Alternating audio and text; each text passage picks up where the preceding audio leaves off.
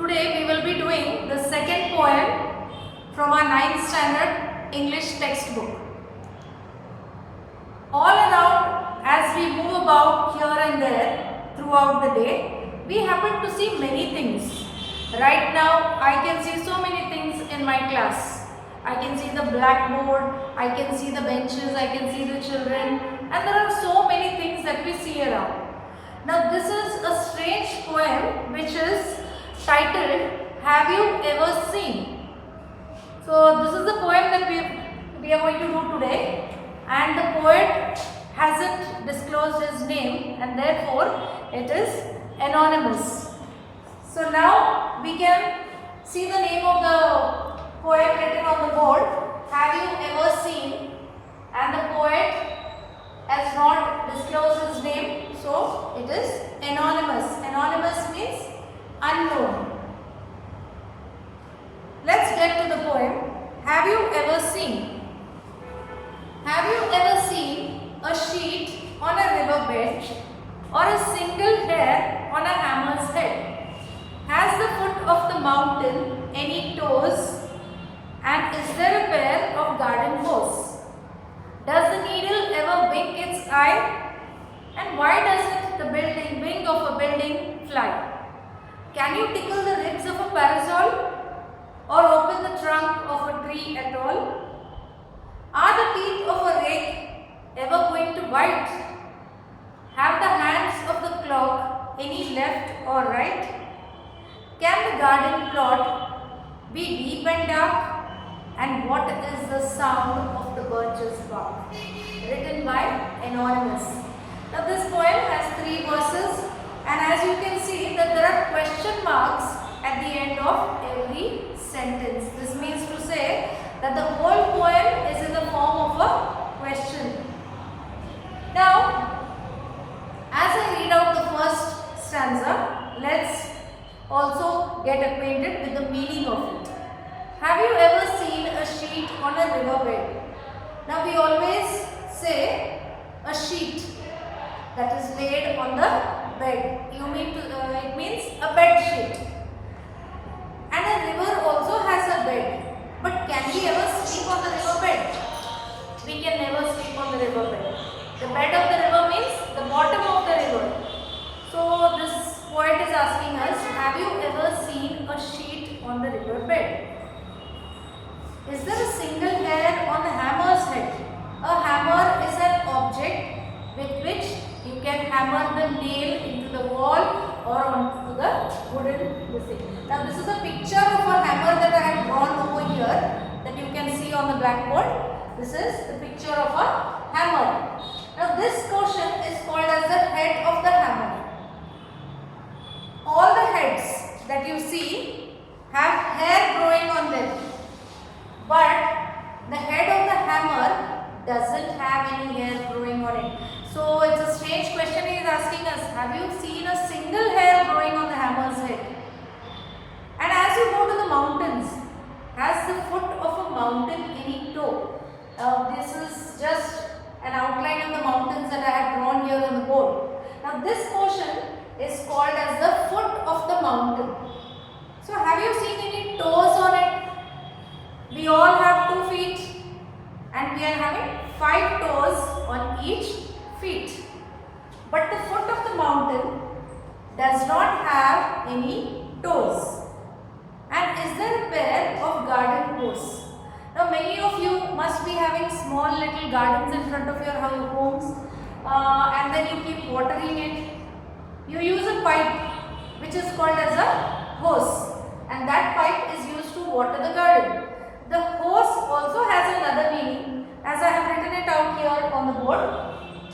A hose is a flexible tube or a pipe, and it also means a pair of stockings or tights.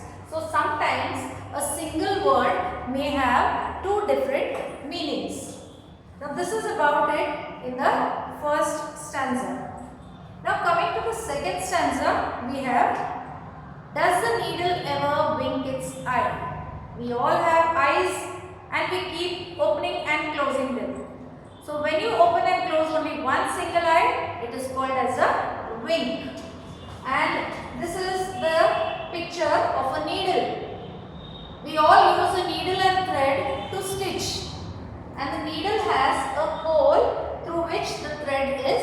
past, and that portion is called as the eye of the needle.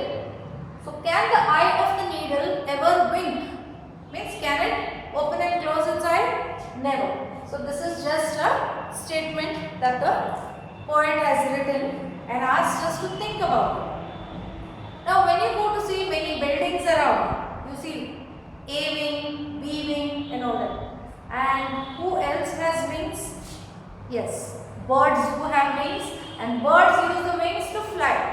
But when we see A wing and B wing written on the building, can the building fly?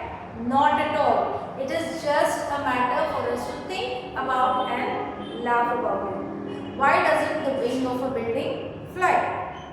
Can you tickle the ribs of a parasol? A parasol is an umbrella. A parasol is an umbrella. Now inside the umbrella you have some stick-like figure things which is giving a shape to the umbrella, and those stick-like things are also called as the ribs of the umbrella. We also have ribs, and when anybody touches our ribs we feel tickled and we start laughing. Now the umbrella also has ribs that you can see here in the picture, and even though we tickle them, the umbrella cannot laugh. We cannot tickle the ribs of an umbrella or open the trunk of a tree at all. Now we all talk about the tree trunk. Now you can see here in this picture I have drawn a tree. Now this portion is called as the trunk of the tree.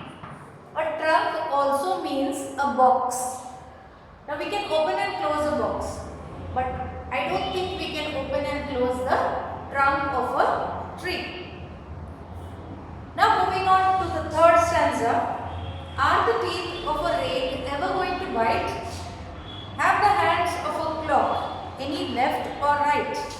Can the garden plot be deep and dark? And what is the sound of the birches bark? So a rake is a farm implement which looks something like this, and it has teeth like structures. So you can scrape the soil using this rake. It is called as a rake. Now these are called as the teeth of the rake. Do they bite? They can't bite because it's a non-living object. We all have teeth. All living things have teeth, and they use their teeth to bite and to chew. Whereas a rake cannot use its teeth to bite and chew. So that's it in the first sentence of the last stanza. Then you have seen the clock has two hands. The clock has two hands. So one hand is for the minute and the other one is for the hours. Now do you know which one is the left hand and the right hand? Now if I ask all of you to show me which is your right hand or which is your left hand, I am sure you are going to put up your hand up and say, yes, this is my right hand, this is my left hand and all that. So like that, the clock does not know which is its right hand and which is its left hand. Now we all have gardens on a piece of land. That piece of land is called as a plot. But the plot word also has another meaning, which means a wicked plan. A wicked plan. So can the garden plot ever have a deep and dark wicked plan? Not at all. And what is the sound of the birches bark? Now, a birch is a tree. The bark of the tree is this portion which has a thick, rough covering, which is called as the bark. And the other meaning of bark is the sound made by the dog. The sound made by the dog is also called as a bark. So, can the birch tree bark? It cannot bark. So, all the questions have set us thinking. The poet has set us thinking. Like, have you ever seen this? Have you ever seen that? He's been asking us questions throughout the poem. So, isn't it a funny poem?